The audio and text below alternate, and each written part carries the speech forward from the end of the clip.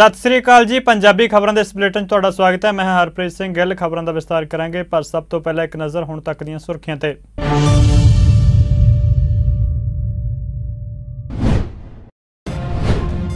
खेती कानूनों खिलाफ किसान अंदोलन लगातार जारी। किसान लीडरां ने गाजीपुर बार्डर उत्ते कीती प्रेस कॉन्फ्रेंस। कहा खेती कानून वापस लवे केंद्र सरकार।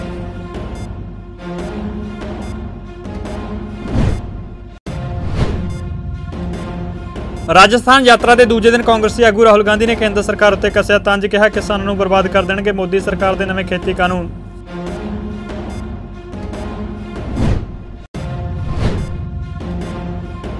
लोक सभा का 29 जनवरी तो शुरू होया बजट सैशन का पहला पड़ाव होया पूरा। जम्मू कश्मीर पुनर्गठन सोध बिल होया पास।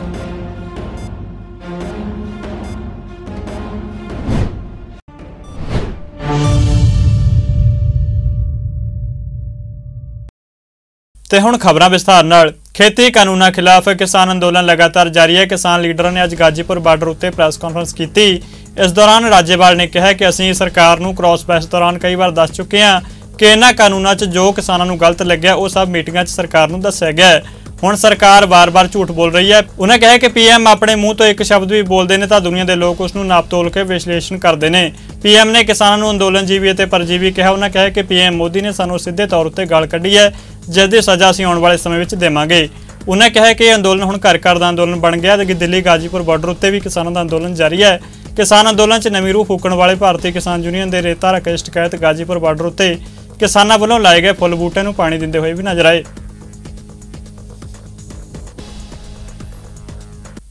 उधर हरियाणा के खेतीबाड़ी मंत्री जेपी दलाल ने किसान अंदोलन दौरान जान गवाउण वाले किसानों का मजाक उड़ाया। उन्हें कहा कि इन्हां विचों कई किसान स्वेच्छा नाल मरे ने। उन्हें भी कहा कि जे घर हुंदे तां भी मरदे।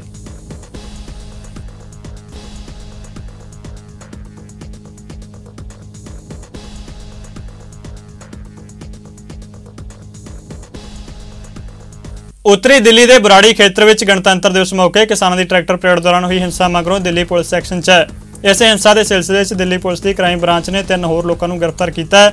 पुलिस ने जानकारी देते हुए दस्सिया कि फुटेज की तकनीकी जांच की मदद तो दोषियों की पहचान सुखमीत सिंह, गुणदीप सिंह और हरविंदर सिंह के रूप में हुई है।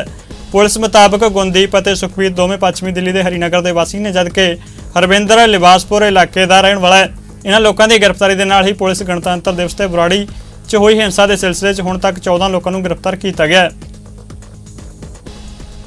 दिल्ली 26 जनवरी को लाल किला हिंसा मामले में गिरफ्तार पंजाबी अदाकार दीप सिद्धू को दिल्ली पुलिस लाल किला लेके पहुंची, जिथे लाल किले की फसील तो किसानी ते केसरी झंडा लहराया गया सी। सूत्रों तो मिली जानकारी मुताबिक दीप सिद्धू नाल इकबाल सिंह भी मौजूद रहा। दोहां नूं दिल्ली पुलिस क्राइम ब्रांच की टीम चणक्यापुरी तो नाल लेके लाल किला पहुंची, जिथे गणतंत्र दिवस वाले दिन हुई हिंसा के दृश्य नूं दोहराया गया। क्राइम ब्रांच की टीम दीप सिद्धू ते इकबाल सिंह नूं नाल लेके उस रूट तो गई जिथों पहला लाल किला कंपलैक्स च भीड़ नाल पहुंचे सन। दस दिए कि दीप सिद्धू नूं हरियाणा के करनाल, जबकि इकबाल सिंह नूं पुलिस ने हुशियारपुर तो गिरफ्तार किया सी। दोहां उत्ते लाल किले उत्ते केसरी ते किसानी झंडा लहराउण नूं लैके प्रदर्शनकारी नूं उकसाउण दे दोष ने। पुलिस ने दोहां नूं रिमांड उत्ते लिया है, जो कि 7 दिन है। अपनी राजस्थान यात्रा के दूजे दिन कांग्रेसी आगू राहुल गांधी ने कहा कि जे 3 खेती कानून लागू हो गए तो देश में बेरोजगारी बढ़ेगी, किसी युवा को रोजगार नहीं मिलेगा तो किसान तबाह हो जाएंगे।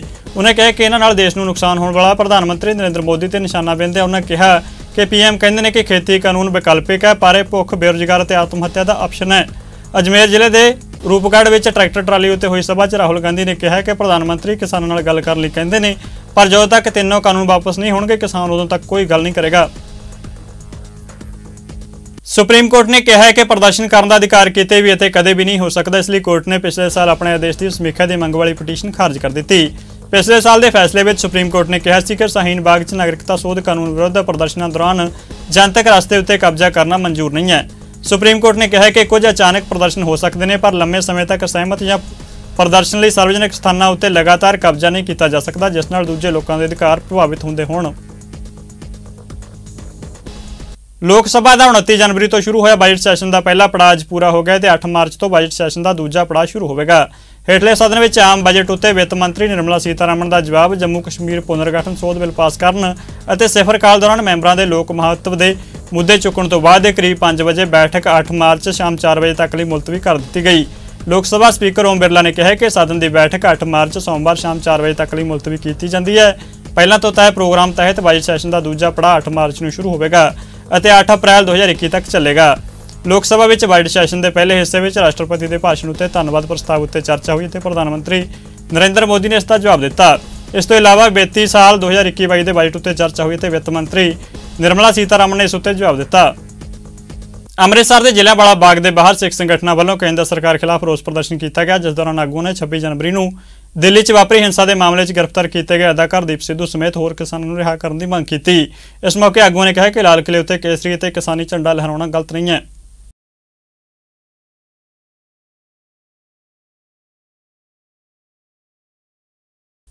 ਜ਼ਿਲ੍ਹਾ ਗੁਰਦਾਸਪੁਰ ਦੇ ਕਸਬਾ ਕਾਦੀਆਂ ਵਿਖੇ ਨਵਦੀਪ ਕੌਰ ਨੂੰ ਰਿਹਾ ਕਰਨ ਦੀ ਮੰਗ ਨੂੰ ਲੈ ਕੇ ਭਾਰਤੀ ਕਿਸਾਨ ਯੂਨੀਅਨ ਏਕਤਾ ਉਗਰਾਹਾਂ ਅਤੇ ਜਲ ਸਪਲਾਈ ਤੇ sanitation contract workers union Punjab registered ਵੱਲੋਂ ਕੇਂਦਰ ਸਰਕਾਰ ਖਿਲਾਫ ਰੋਸ ਪ੍ਰਦਰਸ਼ਨ ਕੀਤਾ ਗਿਆ ਅਤੇ ਦੇਸ਼ ਦੇ ਪ੍ਰਧਾਨ ਮੰਤਰੀ ਨਰਿੰਦਰ ਮੋਦੀ ਦਾ ਪੁਤਲਾ ਫੂਕਿਆ ਗਿਆ। ਦਿੱਲੀ ਸਿੱਖ ਗੁਰਦੁਆਰਾ ਪ੍ਰਬੰਧਕ ਕਮੇਟੀ ਦੀਆਂ ਚੋਣਾਂ ਦੇ ਮੱਦੇਨਜ਼ਰ ਸ਼੍ਰੋਮਣੀ ਅਕਾਲੀ ਦਲ ਬਾਦਲ ਦੀ ਦਿੱਲੀ ਇਕਾਈ ਦੇ ਪ੍ਰਧਾਨ ਹਰਮੀਤ ਸਿੰਘ ਕਾਲਕਾ ਦੀ ਅਗਵਾਈ 'ਚ ਅਕਾਲੀ ਦਲ ਦੇ ਸਰਕਲ ਪ੍ਰਧਾਨਾਂ ਅਤੇ ਸਟੇਟ ਪੱਧਰ ਦੇ ਅਹੁਦੇਦਾਰਾਂ ਦੀ ਅਹਿਮ ਬੈਠਕ ਹੋਈ, ਜਿਸ ਵਿੱਚ ਕਾਲਕਾ ਨੇ ਕਿਹਾ ਕਿ ਆਉਣ ਵਾਲੀਆਂ ਚੋਣਾਂ 'ਚ ਸ਼੍ਰੋਮਣੀ ਅਕਾਲੀ ਦਲ ਬਾਦਲ ਜ਼ੋਰ ਸ਼ੋਰ ਨਾਲ ਚੋਣ ਲੜੇਗਾ। ਇਸ ਬਾਬਤ ਉਹਨਾਂ ਨੇ ਵਰਕਰਾਂ ਦੀਆਂ ਡਿਊਟੀਆਂ ਵੀ ਲਗਾਈਆਂ। ਅੱਜ ਸ਼੍ਰੋਮਣੀ ਅਕਾਲੀ ਦਲ ਦੇ ਸਾਰੇ ਸਰਕਲ ਪ੍ਰਧਾਨਾਂ ਦੀ ਮੀਟਿੰਗ ਹੋਈ ਔਰ ਨਾਲ ਹੀ ਸਟੇਟ ਲੈਵਲ ਦੇ ਅਹੁਦੇਦਾਰਾਂ ਦੀ ਮੀਟਿੰਗ ਕੀਤੀ ਗਈ। ਮੈਨੂੰ ਬੜੀ ਖੁਸ਼ੀ ਹੈ ਕਿ ਜਿਸ ਵੱਡੀ ਤਾਦਾਦ ਦੇ ਵਿੱਚ ਇੱਥੇ ਲੋਕ ਪਹੁੰਚੇ ਅਕਾਲੀ ਦਲ ਦੀ ਜ਼ਿੰਮੇਵਾਰੀ ਸਮਝਦੇ ਹੋ, ਕਿਉਂਕਿ ਚੋਣਾਂ ਦਾ ਬਿਗੁਲ ਵੱਜ ਗਿਆ ਔਰ ਚੋਣਾਂ ਬਾਰੇ ਸਾਰੀ ਇੰਨੀ ਸੰਜੀਦਗੀ ਦੇ ਨਾਲ ਕੰਮ ਕਰਨਗੇ। ਮੈਨੂੰ ਇਸ ਗੱਲ ਦੀ ਮੇਰੀ ਉਮੀਦ ਤੋਂ ਪਰੇ ਸੀ ਔਰ ਜਿਸ ਤਰੀਕੇ ਦੇ ਨਾਲ ਸਭ ਨੇ ਸੁਝਾਅ ਦਿੱਤੇ ਉਹਨਾਂ ਨੂੰ ਅਸੀਂ ਆਉਣ ਵਾਲੇ ਸਮੇਂ ਦੇ ਵਿੱਚ ਕਿਸ ਤਰੀਕੇ ਦੇ ਨਾਲ ਬੂਥ ਲੈਵਲ ਤੇ ਤੁਸੀਂ ਵਰਕਿੰਗ ਕਰਨੀ ਉਹਦੇ ਬਾਰੇ ਪ੍ਰੇਰਿਤ ਕੀਤਾ, ਉਹਨਾਂ ਨੂੰ ਸਮਝਾਇਆ ਔਰ ਮੈਨੂੰ ਲੱਗਦਾ ਹੈ ਜਿਸ ਤਰੀਕੇ ਦੇ ਨਾਲ ਲੋਕਾਂ ਦੇ ਵਿੱਚ ਜੋਸ਼ ਹੈ, ਕਿਉਂਕਿ ਲੋਕਾਂ ਨੇ ਦਿੱਲੀ ਗੁਰਦੁਆਰਾ ਪ੍ਰਬੰਧਕ ਕਮੇਟੀ ਦੇ ਕੰਮ ਦੇਖੇ ਨੇ, ਸ਼੍ਰੋਮਣੀ ਅਕਾਲੀ ਦਲ ਦੀ ਟੀਮ ਦੇ ਕੰਮ ਦੇਖੇ ਔਰ ਲੋਕਾਂ ਦੇ ਵਿੱਚ ਇਸ ਤਰੀਕੇ ਦਾ ਜੋਸ਼ ਇਸ ਵਕਤ ਆਇਆ ਹੋਇਆ ਹੈ। ਬਹੁਤ ਵੱਡੀ ਗੁਰੂ ਮਹਾਰਾਜ ਦੀ ਕਿਰਪਾ ਹੋਣੀ ਹੈ ਔਰ ਸੇਵਾ ਸ਼੍ਰੋਮਣੀ ਅਕਾਲੀ ਦਲ ਨੂੰ ਦੁਬਾਰਾ ਮਿਲੇਗੀ। ਸ਼੍ਰੀ ਗੁਰੂ ਤੇਗ ਬਹਾਦਰ ਜੀ ਦੇ 400 ਸਾਲਾ ਪ੍ਰਕਾਸ਼ ਪੁਰਬ ਨੂੰ ਮੁੱਖ ਰੱਖਦਿਆਂ ਦਿੱਲੀ 'ਚ ਸ਼੍ਰੋਮਣੀ ਅਕਾਲੀ ਦਲ ਦਿੱਲੀ ਵੱਲੋਂ ਸਿੱਕਾ ਰਿਲੀਜ਼ ਕੀਤਾ ਗਿਆ। ਇਸ ਮੌਕੇ ਰਾਜ ਸਭਾ ਮੈਂਬਰ ਸੁਖਦੇਵ ਸਿੰਘ ਢੀਂਡਸਾ ਵੀ ਮੌਜੂਦ ਰਹੇ।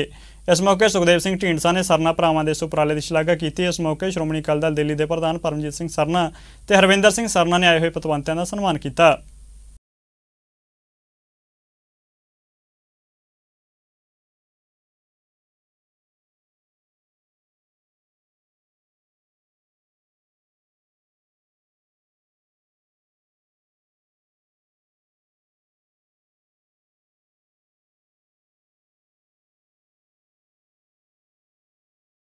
ये बहुत अच्छा शलाघायोग कदम चुका है, बहुत ਵਧਾਈ ਦਾ ਕੰਮ ਕੀਤਾ ਹੈ ਨਾ, ਬਹੁਤ ਅੱਛਾ ਕੰਮ ਕੀਤਾ ਹੈਗਾ।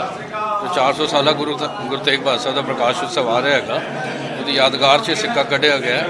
ਸਾਹਿਬ ਹਰਵਿੰਦਰ ਸਿੰਘ ਸਰਨਾ ਜੀ ਨਾਲ ਹੀ ਖੜੇ ਹੈਗੇ ਮੇਰੇ ਤੇ ਸਰ ਪਰਮਜੀਤ ਸਿੰਘ ਜੀ ਸਰਨਾ, ਮੈਂ ਤਾਂ ਉਹਨਾਂ ਨੂੰ ਬਹੁਤ ਬਹੁਤ ਮੁਬਾਰਕ ਦਿੰਦਾ ਕਿ ਬਹੁਤ ਅੱਛਾ ਕੰਮ ਕੀਤਾ ਹੈ। ਮੈਂ ਐਕਚੁਅਲੀ ਵਧਾਈ ਦਿੱਤੀ ਹੈ, ਦੇਣਾ ਚਾਹੁੰਦਾ ਸਰਨਾ ਭਰਾਵਾਂ ਨੂੰ ਔਰ ਦਿੱਲੀ ਸ਼੍ਰੋਮਣੀ ਅਕਾਲੀ ਦਲ ਦਿੱਲੀ ਨੂੰ ਕਿ ਉਹਨਾਂ ਨੇ ਪਹਿਲ ਕੀਤੀ ਹੈ ਕਿ ਅੱਜ ਸਿੱਕਾ ਗੁਰੂ ਤੇਗ ਬਹਾਦਰ ਸਾਹਿਬ ਜੀ ਦੇ 400 ਸਾਲਾ ਸ਼ਤਾਬਦੀ ਨੂੰ ਸਮਰਪਿਤ ਕੀਤਾ ਔਰ ਇਸ ਤੋਂ ਵੱਡੀ ਵੈਸੇ ਤਾਂ ਜੋ ਕੁਛ ਗੁਰੂ ਤੇਗ ਬਹਾਦਰ ਸਾਹਿਬ ਜੀ ਕਰ ਗਏ ਤੇ ਉਹ ਅੱਜ ਹਿੰਦੁਸਤਾਨ ਦੀ ਨਕਸ਼ਾ ਉਹ ਅੱਜ ਹੈ ਤਾਂ ਉਹਨਾਂ ਦੀ ਸ਼ਹਾਦਤ ਕਰਕੇ ਹੈ। ਇਸ ਕਰਕੇ ਉਹਨਾਂ ਨੂੰ ਇਹ ਪਹਿਲੇ ਫੰਕਸ਼ਨ ਹੋ ਰਿਹਾ।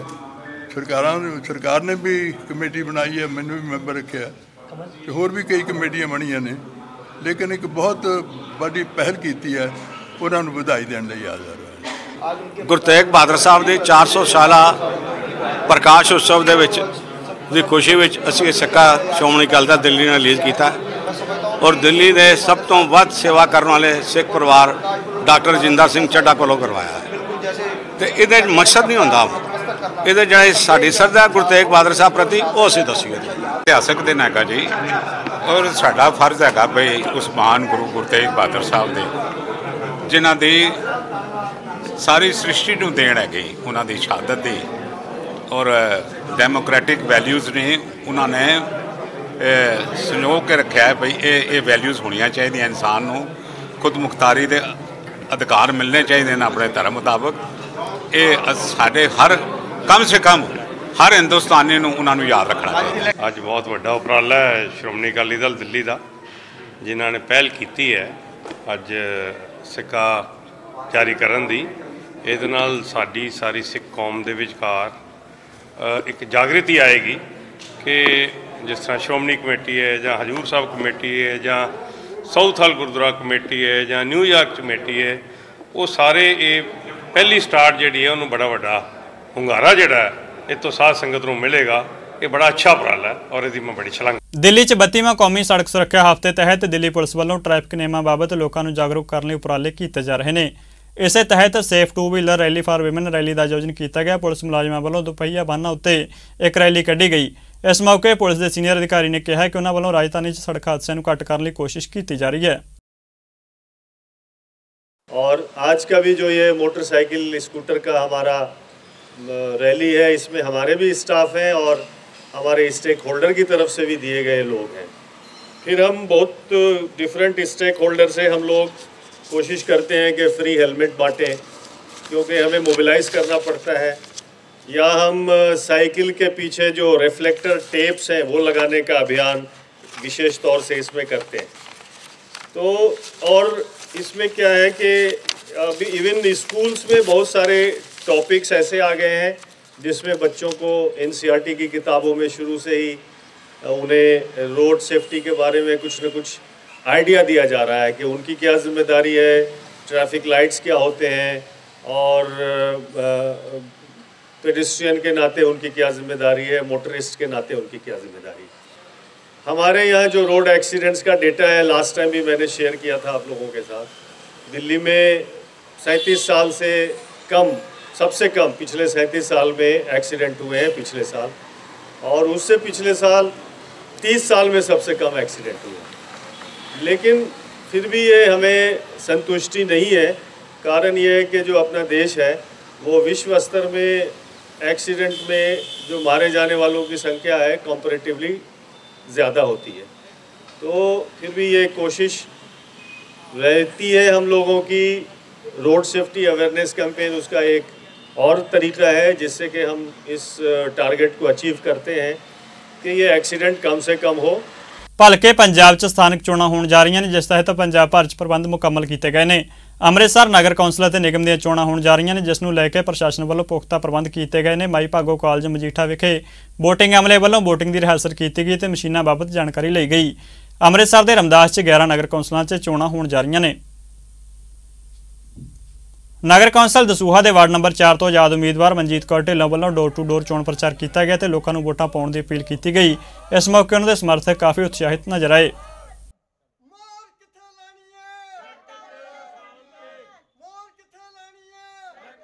वार्ड नंबर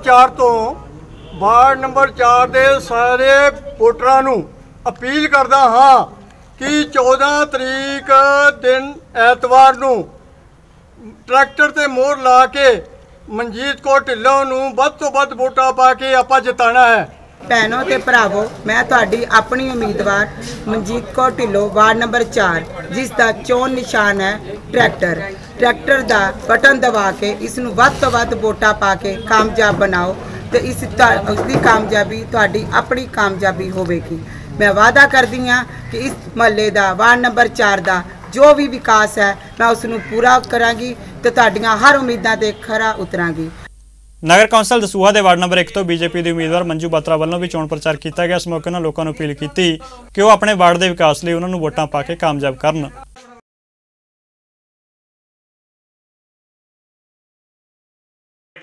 ਦੇ ਨਿਵਾਸੀਆਂ ਨੂੰ ਬੇਨਤੀ ਕਰਦਾ ਹਾਂ ਕਿ ਮੇਰੇ ਮਾਤਾ ਸ਼੍ਰੀਮਤੀ ਮੰਜੂ ਬੱਤਰਾ ਜੀ ਨੂੰ ਵੱਧ ਤੋਂ ਵੱਧ ਵੋਟਾਂ ਪਾ ਕੇ ਕਾਮਯਾਬ ਬਣਾਓ। ਇਹਨਾਂ ਦਾ ਚੋਣ ਨਿਸ਼ਾਨ ਹੈ ਕਮਲ ਦਾ ਫੁੱਲ। ਮੇਰੇ ਪਿਤਾ ਜੀ ਨੇ ਪਹਿਲਾਂ ਵੀ ਇਸ ਵਾਰਡ ਵਿੱਚ ਬਹੁਤ ਵਿਕਾਸ ਕੀਤਾ ਹੈ ਤੇ ਅਸੀਂ ਅੱਗੇ ਵੀ ਬਹੁਤ ਵਿਕਾਸ ਕਰਾਂਗੇ। हर एक के सुख दुख च शामिल होवांगे तो शामिल होंदे रहे हैं। बहुत धन्यवाद, थैंक यू। मैं मंजू बत्रा पत्नी श्री स्वर्गवासी राम प्रकाश बत्रा वार्ड नंबर 1 तो चुनाव मैदान च खड़ी हुई हाँ। सभी वार्ड निवासियों को बेनती है कि 14 फरवरी दिन ऐतवार सारे वार्ड निवासियों को बेनती है कि ज़्यादा तो ज़्यादा कमल के निशान का बटन दबा के कामयाब बनाएं। हमें पहले भी काफ़ी देर से वार्ड का विकास किया है और आज भी करेंगे। किसी को भी किसी प्रकार और समस्या नहीं आने दी जाएगी। ਹੁਸ਼ਿਆਰਪੁਰ च नगर कौंसल चोणां नूं लैके उम्मीदवारों वालों डोर टू डोर चोण प्रचार किया जा रहा है। इस तहत वार्ड नंबर 10 के श्रोमणी अकाली दल बादल के उम्मीदवार रविंदरपाल सिंह मिंटू ने अपील की कि उन्होंने 14 फरवरी वाले दिन चोण निशान तकड़ी के बटन दबा के वोटां पा के कामयाब किया जाए।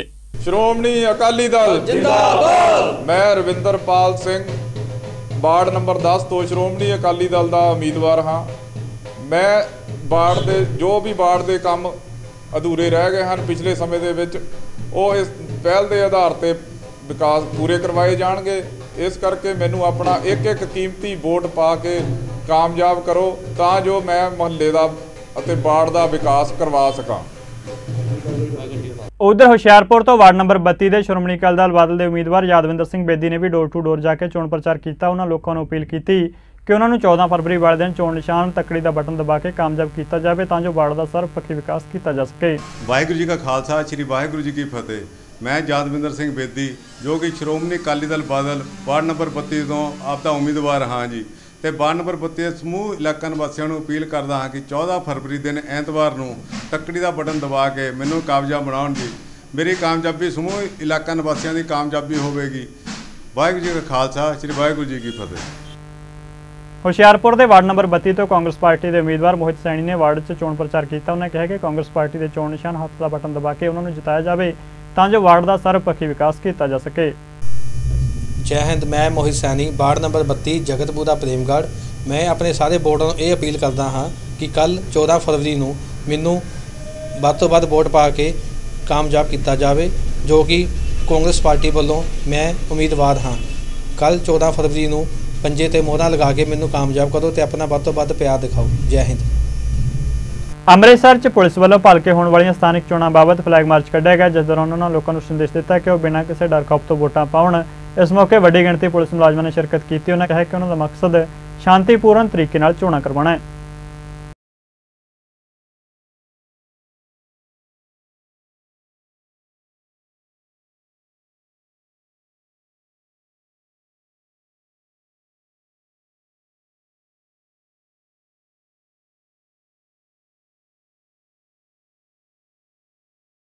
ਫਤਿਹਗੜ੍ਹ ਸਾਹਿਬ ਵਿਖੇ ਭਲਕੇ ਹੋਣ ਵਾਲੀਆਂ ਨਗਰ ਕੌਂਸਲ ਅਤੇ ਨਗਰ ਪੰਚਾਇਤਾਂ ਦੀਆਂ ਚੋਣਾਂ ਲਈ ਡਿਊਟੀ ਅਮਲਾ ਵੋਟਿੰਗ ਸਮੱਗਰੀ ਲੈ ਕੇ ਵੱਖ-ਵੱਖ ਪੋਲਿੰਗ ਬੂਥਾਂ ਲਈ ਰਵਾਨਾ ਹੋਇਆ। ਇਸ ਮੌਕੇ ਤੇ ਪੁਲਿਸ ਪ੍ਰਸ਼ਾਸਨ ਵੱਲੋਂ ਵੀ ਸੁਰੱਖਿਆ ਦੇ ਪੁਖਤਾ ਪ੍ਰਬੰਧ ਕੀਤੇ ਗਏ। ਜ਼ਿਲ੍ਹਾ ਫਤਿਹਗੜ੍ਹ ਸਾਹਿਬ ਵਿੱਚ ਪੈਂਦੀਆਂ 4 ਨਗਰ ਕੌਂਸਲਾਂ ਅਤੇ 1 ਨਗਰ ਪੰਚਾਇਤ ਦੀਆਂ ਚੋਣਾਂ ਕੱਲ੍ਹ ਹੋਣੀਆਂ ਨੇ।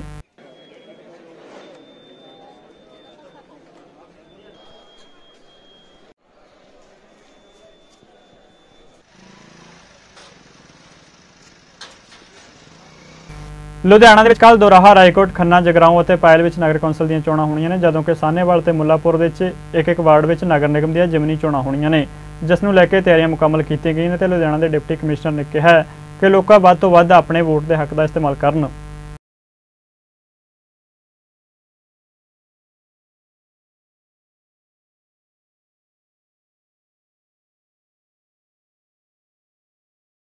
चौदह फरवरी ਨੂੰ ਪੈਣ ਜਾ ਰਹੀਆਂ ਨਗਰ ਕੌਂਸਲ ਚੋਣਾਂ ਲਈ ਰਾਏਕੋਟ ਪੁਲਿਸ ਵੱਲੋਂ ਪੂਰੀ ਮੁਸਤੈਦੀ ਵਰਤੀ ਜਾ ਰਹੀ ਹੈ। ਡੀਐਸਪੀ ਰਾਏਕੋਟ ਸੁਖਨਾਲ ਸਿੰਘ ਵੱਲੋਂ ਪੋਲਿੰਗ ਬੂਥਾਂ ਤੇ ਜਾਣ ਵਾਲੀਆਂ ਟੀਮਾਂ ਨਾਲ ਮੀਟਿੰਗ ਕੀਤੀ ਗਈ ਤੇ ਉਹਨਾਂ ਨੂੰ ਚੋਣਾਂ ਨਿਰਪੱਖ ਅਤੇ ਅਮਨ-ਅਮਾਨ ਨਾਲ ਕਰਵਾਉਣ ਦੀਆਂ ਹਦਾਇਤਾਂ ਜਾਰੀ ਕੀਤੀਆਂ ਗਈਆਂ।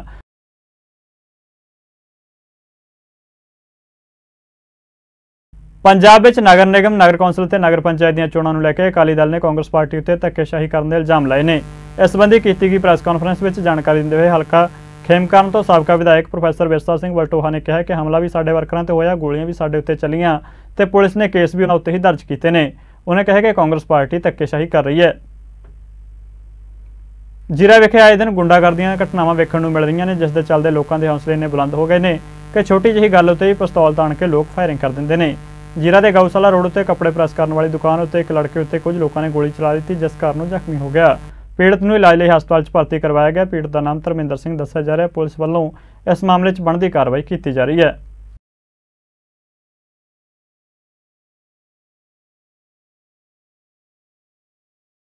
ਫਿਲਹਾਲ ਖਬਰਾਂ ਦੇ ਇਸ ਬੁਲੇਟਿਨ 'ਚ ਇੰਨਾ ਹੀ। ਤੁਸੀਂ ਬਣੇ ਰਹੋ ਚੜ੍ਹਦੀ ਕਲਾ ਟਾਈਮ ਟੀਵੀ ਦੇ ਨਾਲ। ਧੰਨਵਾਦ।